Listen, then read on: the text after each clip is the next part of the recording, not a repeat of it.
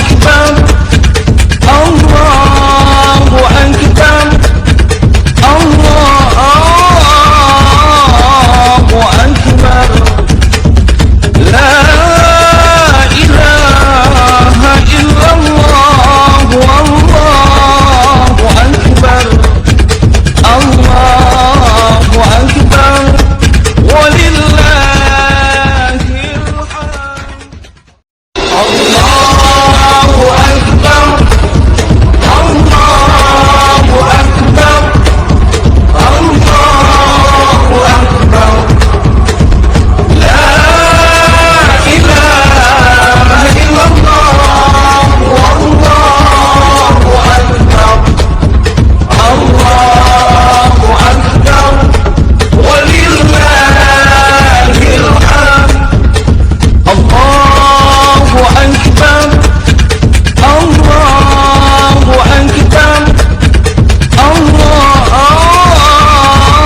Allahu Akbar.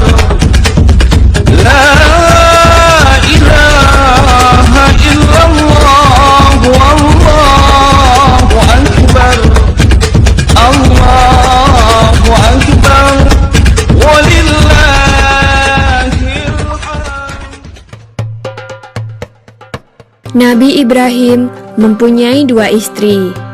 Istri pertama bernama Sarah dan istri kedua bernama Hajar. Sarah melahirkan seorang anak laki-laki yang dinamakan Ishak, dan Hajar melahirkan anak laki-laki juga yang bernama Ismail. Sarah merasa kurang senang hidup bersama Hajar. Berkali-kali ia meminta kepada suaminya agar Hajar dan anaknya dipindahkan ke tempat lain. Akan tetapi, Nabi Ibrahim tidak segera menurutinya. Barulah setelah menerima perintah dari Allah, Nabi Ibrahim mengajak Hajar dan Ismail pindah ke Mekah. Ismail yang masih menyusu pada waktu itu terpaksa harus mengikuti kedua orang tuanya menempuh perjalanan yang begitu jauh dan melelahkan. Hajar dan Ismail ditempatkan di daerah padang pasir yang tandus, sunyi, dan terik matahari yang menyengat kulit. Tak ada seorang pun di sana kecuali mereka berdua. Setelah beberapa tahun Nabi Ibrahim alaihissalam meninggalkan anak dan istrinya itu, ia pun merasa rindu. Beberapa kali ia mengirim utusan untuk melihat keadaan anak dan istrinya itu. Dan ketika utusannya mengatakan bahwa anak dan istrinya dalam keadaan yang baik-baik saja, Nabi Ibrahim pun merasa lega. Ternyata kehidupan istri dan anaknya itu diberi serba kecukupan oleh Allah Subhanahu wa Ta'ala. Hajar dan Ismail dianggap sebagai pemilik dan pemimpin di Mekah, karena mereka berdualah yang pertama kali menetap dan bertempat tinggal di sana. Demikianlah Nabi Ibrahim tidak dapat menahan kerinduannya. Ia pun berangkat ke Mekah dan bertemu dengan Hajar dan Ismail di padang Arafah. Anak dan istrinya itu sedang menggembalakan hewan ternak yang cukup banyak. Dalam perjalanan pulang ke Mekah, setelah menggembalakan ternak, mereka beristirahat di Musdalifah karena kelelahan dan akhirnya tertidur. Dalam tidurnya yang sebentar itu, Nabi Ibrahim alaihissalam mendapat wahyu melalui mimpinya. Ia diperintahkan oleh Allah untuk menyembelih Ismail. Anak kesayangannya itu harus dikurbankan sebagai bukti patuhnya Nabi Ibrahim terhadap Tuhannya. Seketika itu juga Nabi Ibrahim terkejut dan berdebar-debar. Tampak begitu beratnya ujian kali ini. Ia pun akhirnya menguatkan hati demi rasa cintanya yang lebih besar kepada Allah Subhanahu wa Ta'ala. Ia juga pada akhirnya memberitahukan mimpi itu kepada Ismail. Wahai anakku Ismail, dalam mimpi aku diperintahkan oleh Allah untuk menyerahkanmu sebagai kurban, dan aku harus menyembelihmu. Bagaimana pendapatmu, wahai anakku? Kata Nabi Ibrahim. Ismail pun menjawab, wahai ayah, sekiranya itu perintah Allah, maka laksanakanlah apa yang telah diperintahkannya kepadamu. Aku akan tetap sabar dan ikhlas menerima cobaan ini. Dikisahkan iblis berusaha merintangi perintah Allah kepada Nabi Ibrahim. Berkali-kali iblis membujuk Nabi Ibrahim agar tidak melaksanakan perintah itu. Namun Nabi Ibrahim tetap melaksanakan perintah Allah, dan godaan iblis yang begitu dahsyatnya tak akan mampu meruntuhkan ketaatan Nabi Ibrahim kepada Allah. Nabi Ibrahim membawa Ismail ke atas bukit. Di sana, Ismail mengenakan kain penutup mata, dan pedang tajam pun sudah dipersiapkan. Ketika pedang itu sudah berada di leher Ismail, tiba-tiba tubuh Ismail pun diganti dengan seekor kambing yang gemuk oleh malaikat Jibril. Dengan demikian, selamatlah Ismail dari penyembelihan. Allah Subhanahu wa Ta'ala berfirman kepada Nabi Ibrahim, "Hai Ibrahim, kau sudah melaksanakan perintahku dengan ikhlas. Sebagai gantinya, aku berikan binatang ternak untuk disembelih. Ini adalah cobaan besar bagimu." Peristiwa itu terjadi pada tanggal 10 Dzulhijjah di Mina, dan sampai sekarang dirayakan seluruh umat muslim sebagai hari raya Idul Adha. Dan umat Islam yang melaksanakan ibadah haji juga dapat melakukan kurban di Mina sebagai penghormatan atas Nabi Ibrahim alaihissalam. Demikian kisah Nabi Ibrahim alaihissalam. Semoga kisah ini dapat mempertebal iman kita kepada Allah Subhanahu wa Ta'ala. Amin ya Rabbal Alamin.